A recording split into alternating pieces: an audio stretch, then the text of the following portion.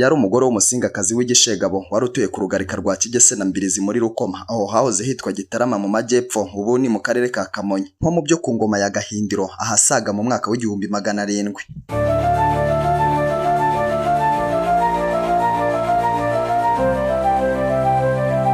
Mu bigaragara Nyirarunyonga cyangwa Intararunyonga nk'uko bamwe bamwitaga yamenyekanye ari umupfakazi, ariko yari afite abakwe n'abakazana.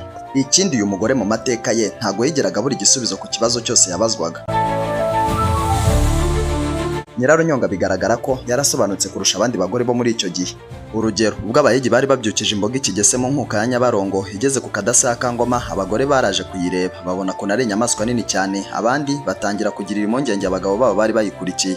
Ariko Nyirarunyonga we yaratandukanye n'ibyo abo bagore babona ku mbogo, ahubwo we yibazaga icyo ari burisha inyama, ntiyabonaga imbogo ahubwo yiboneraga inyama, kubera ko iyo mbogo yari ikurikiwe n'abagabo kandi abemera.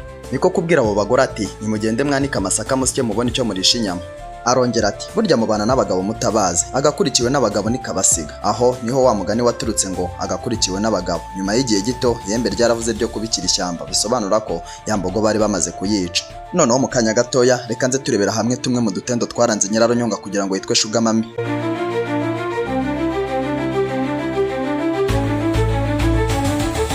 Bimwe mu dutendo twaranze Nyirarunyonga bituma yitwa Shugamami wa mbere wabayeho ni ukuntu yakundaga gusambana n'abahungu bakiri bato. Icyo kintu nicyo cyatumye abagore bagenzi be bamwegera bamunegura bamubaza impamvu asambana n'abana byaye, nuko nawe mu gusubiza agira ati nta mupfakazi ugaye imboro. Ubundi nanone Nyirarunyonga yaje kwadukana ingeso yo gusambana n'abakwe be. Nanone ba bagore bamugiraga inama barongera baragaruka bamubaza impamvu ashaka gusenya ingo z'abakobwa we, nuko nk'umuntu utaraburaga igisubizo ababwira yuko ibyo akorana n'abakwe be atari ugusambana. Ati burya mba mbatina. Nanone umunsi umwe umushumba yaje kumuragirira mu gisigati. Nyirarunyonga amubonye afata inkoni agenda ajya gukubita wa mushumba, dore ko yari igishegabo kandi azi no kurwana. Wa mushumba abonye uburakari azanye niko kuhita yibuka icyo Nyirarunyonga akunda, ahita yiryamisha hasi agaramye, inkoresho yayitunga hejuru, dore ko nta pantaro z'abagabo ko ari ugukuraho agahu gusa.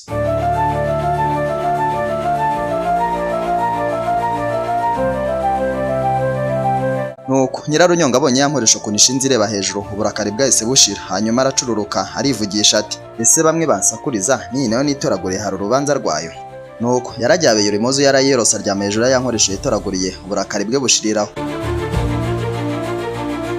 Naho turebye ku bantu Nyirarunyonga yikundiraga, Nyirarunyonga yakundaga abantu babiri gusa. Aho hakaba harimo uwamwogoshaga ndetse n'uwamurongoraga, naho abamukamiraga inka ndetse n'abamusaniraga urugo, yewe n'abamwengeraga ibitoki ntago yabahaga agaciro, kuko nawe yatekerezaga ko bibaye ngombwa yabyikorera. Ariko iyo mirimo yavuzwe haruguru abayimukoreraga yabakuriraga ingofero. Ibyo byari bikorwa byaranze Nyirarunyonga mu bihe bigiye bitandukanye, ariko noneho reka nze turebera hamwe se Nyirarunyonga yabayeho yakoraga iki, yari muntu ki. Ibyo byose ni ibintu tugiye kurebera hamwe muri iki kiganiro.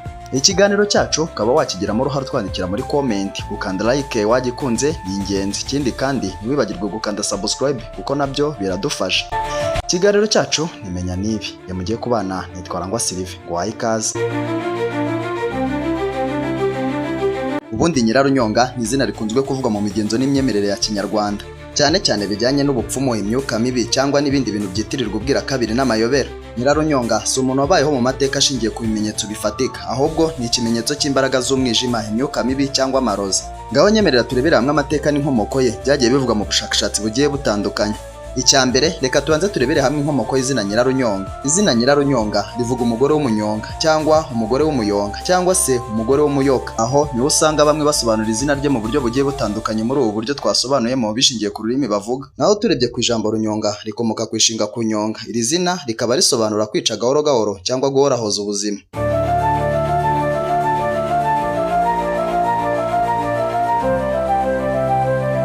Bityo rero Nyirarunyonga akaba afite ishusho y'umwuka cyangwa inyamaswa yica gahoro gahoro yihishe kandi ikanagira amayeri. Naho hari abandi bantu bamuvuga nk'inyamaswa imeze nk'inzoka nini cyangwa umwuka mubi utera abantu indwara, ishyari cyangwa ibibazo byo mu muryango. Noneho reka nze turebera hamwe amateka y'ukuri avuga kuri Nyirarunyonga.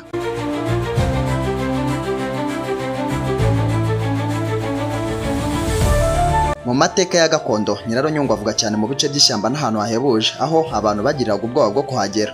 Iyi ikaba ariyo mpamvu nyamukuru yafatwaga nk'umwuka w'umugore w'ikirura cyangwa umurozi wahindutse ikiremwa cy'amayobera. Abantu benshi bakaba baramuvugaga mu nkuru zishingiye ku bitekerezo by'umuco. Urugero, iyo hari umuntu wapfaga bitunguranye cyangwa se akababaza abantu benshi, hari abavugaga ngo Nyirarunyonga yamuhitanye. Ikindi, hakaba hari abandi bantu bavugaga ko yari umurozi w'inkazi wakoreshaga amarozi akomeye. Bityo abantu bakaba baramufataga nk'ikimenyetso cy'itoteza riva ku mbaraga zitagaragara.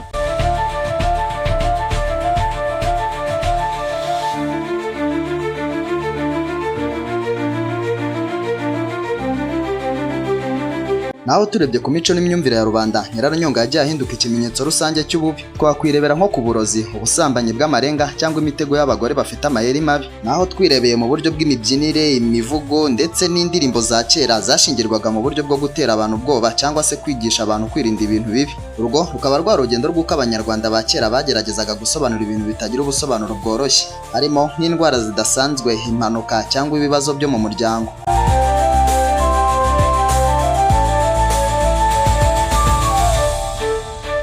Muri make, Nyirarunyonga si umuntu wabayeho nk'uko abandi bantu mu mateka bazwi, ahubwo ni ishusho y'imyuka mibi, amarozi n'ibikorwa by'uburiganya byagenderwagaho n'imyumvire y'abanyarwanda ba kera mu gusobanura ibitagira ibisobanuro by'ako kanya.